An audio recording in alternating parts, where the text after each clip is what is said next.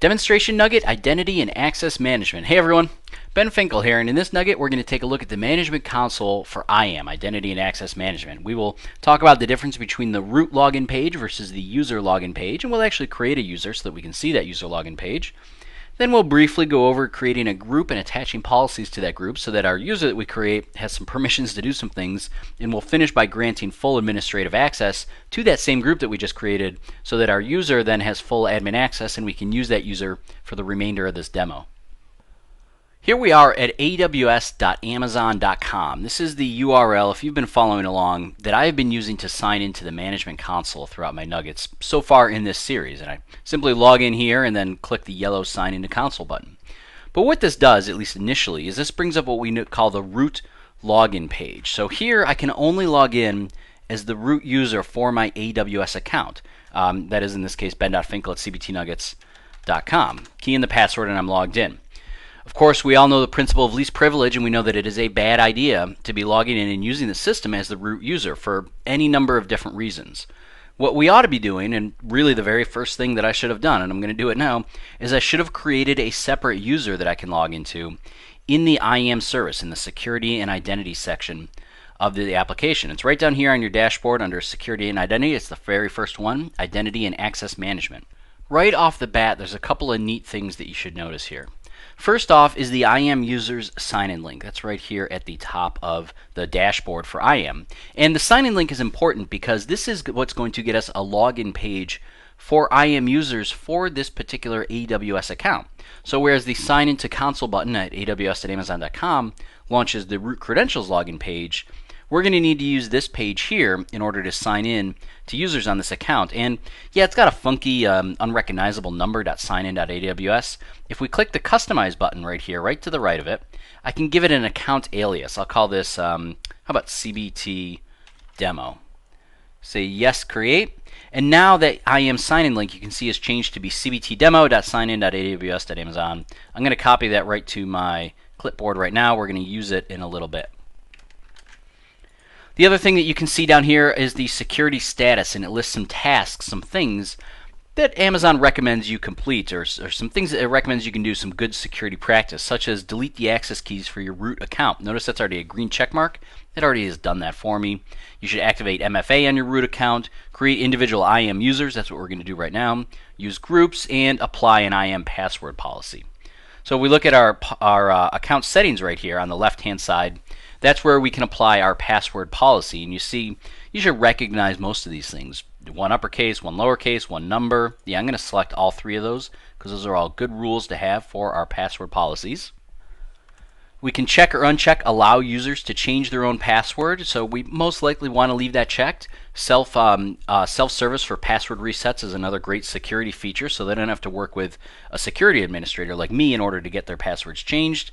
And I can even set password expiration and prevent password reuse. So I'll leave those off for now and simply say apply password policy. These are now the rules for passwords for user accounts. We create users very, very simply up here under the Users tab. I can say Create New User. I'll call this user Ben Finkel. So you can already see maybe why the users have to sign into a totally separate console. It's not an email address. It's not a globally unique username that I've created. It's just a username that applies specifically for this Amazon account. I can also tell it if I want to generate access keys or not for each user. I absolutely do, so I'm going to leave that checked. Click Create, and now I've got one user has been created. And if I click this little button here, Show Security Credentials, there is my access key and my secret access key. And before you think, aha, I've got access to a secret access key, yeah, I'm going to delete this user when we're done. So that secret access key is not going to be valid when you're watching this video. Another great thing to do here is to download the credentials. Because this is the only time that you're going to see that secret access key, you got to make sure you save it. The easiest way to save it, click the download button and you're just going to download it to a CSV file right on your desktop. Now, of course, these credentials that we can see, the access key and the secret access key, are great if I'm going to use the RESTful API, if I'm going to use the command line interface. These are the details that I need to provide for those types of interface. But what if I want to log into the Management Console with this user? I don't recall setting up a password for this user. We didn't do that yet.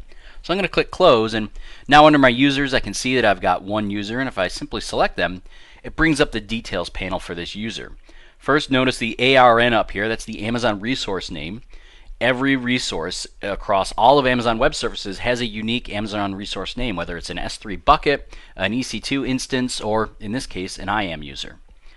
You can see right now has password is set to no. I need to create a password for this. So I can simply select Security Credentials tab, scroll down a little bit, and here I've got the option to manage my security credentials. I can add a multi-factor authentication device if I want, and most of the time I'm going to go ahead and say right now that yes, you should have MFA enabled on your users.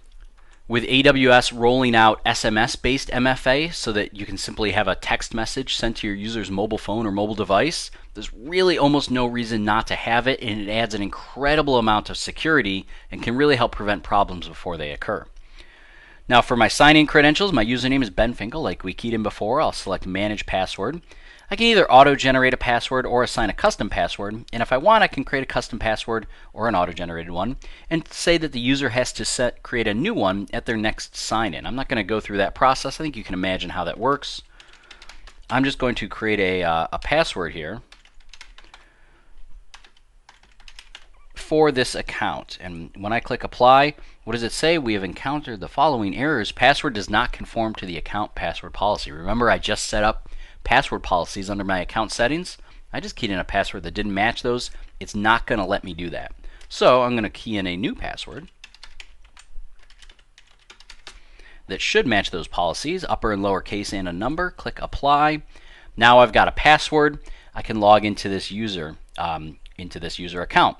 The other thing up here is you can see the access key, the public access key that we created when we created the user, but notice there is no private key. The only time we can see the secret access key is when we create those credentials. So it's a good thing I downloaded them. Or, you know what I can do is I can just create a new key. I click the Create Access Key button, and I can show these credentials. There they are again, or I can download them one more time into a CSV file. So now I've got, it's making sure I want to close the window before I download the credentials. So now I've got two different access keys that can be used. If I want to make one of them inactive, essentially cutting off access to any service that's using that key, I click the Make Inactive button, and it's inactive. I can reactivate it again using the Make Active button, or I can click Delete to delete that key entirely. So managing and rotating access keys is really, really easy through this interface. Why don't we now go ahead and see how we actually log in as this user. I'll click up here and say Sign Out. And I'm going to paste that URL, cbtdemo.signin, yada, yada, yada. And here we are at the user sign in. Notice it looks a little bit different. This is how I sign in to a user, an IAM user, into the management console. Sure to key in my right password. If I have an MFA, it says it'll be entered on the next screen. I don't have that enabled right now. Now I'm signed into my AWS management console. Now if you're thinking, hey Ben, you didn't assign any permissions or any policies to that user, you would be absolutely correct. Look what happens when I try to go to any of my services. Let's use EC2 just to pick one that I'm familiar with. I'm not authorized to do any of this stuff. I'm not authorized to describe elastic IPs or describe running instances. I can't see any data or information. If I click to launch an instance, it's not going to let me do this because I don't have the permissions. I'm not authorized to perform this operation. So I can't create instances. I can't view any data because I didn't give this user any permissions. In fact, if I go over here to IAM, I can't even change the permissions. Look at all these red X's and question marks I got. This user doesn't have permission to do these things. Now there's a couple of different options here, but what I'd like to do is I'd like to give this user permanent administrative access to IAM. In order to do that, I've got to log back in as my root user. Once I've done that, I can assign or promote any permissions from this Ben Finkel user. So sign out, click sign into console. Notice it's remembered that I'm signing in as an account. In order to get back to my root credential sign-in page, I got to click this little link down here in tiny text at the bottom. I'll click that and sign in as my root account. From here, I need to do two steps. One, I need to create a group, or rather three steps. I'm going to create a group, I'm going to create a policy and associate that policy with that group, and then assign my user to that group. So let's begin by creating the group. That's the easiest thing to do. I simply select groups on the left-hand side here, select create new group. I'll give it a name. I'm going to call it CBT admins. Say next step. Do I have any policies that I want to attach? Well, not yet. I still have to create the policy. So I'll just simply create it as an empty group, CBT admins. Now I can add members to it. So if I come over here to the users tab and say add users to group, there's Ben Finkel. I'm going to add Ben Finkel to this group. So now Ben Finkel is a member of the CBT admins group, and any policies that I attach to this group will get propagated down to that user. So I can find those policies right on the left here under the Policies tab. And initially we see showing 204 results. There are 204 managed policies that Amazon has provided for me. You can tell they're managed because they've got this little orange box here in this second column.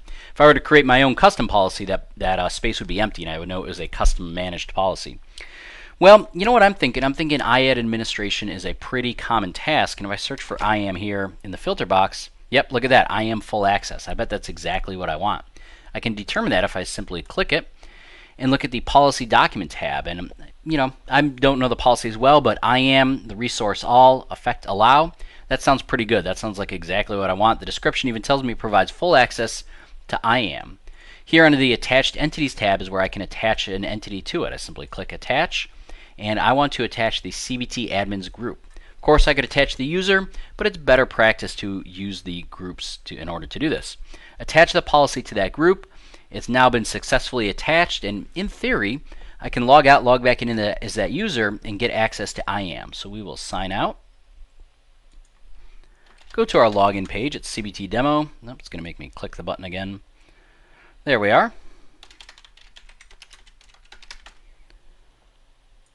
Sign in as my Ben Finkel user, and everything looks the same, but if I select Identity and Access Management, now we can see it looks like it did before. I've got all the list of the users and the groups. I can see the status. So I know that from here on out, I can create new users and assign different permissions and policies and everything to those users in order to grant whatever policies I need, whatever permissions I need to these accounts. As just a final step, because I want to continue to log in as this user for the remainder of this series, I don't want to log in as my root user, I'm going to find another policy to attach to this account. This one's called Administrator Access. You can see here listed under the policies. This provides full access to AWS services. I am going to attach that to my CBT admins group. So now my user has full access, in theory, to everything in the system. If we go back to our dashboard and take a look at EC2, well, now I've got all the information that previously I couldn't see because it wasn't authorized. Now I'm an administrator and I am authorized. So that concludes this nugget on identity and access management. To recap, we learned about the difference between the root login page and the user login page. You have to use a specific URL for your account in order to access the user login page. Otherwise, you're logging in as the root user, and that's a bad idea. Then we saw how easy it was once we were inside the IAM panel, the dashboard in the management console, to create groups and find policies that do what we want and attach those policies to those groups so that users who are members of those groups then have those permissions. I hope this has been informative for you, and I'd like to thank you for viewing.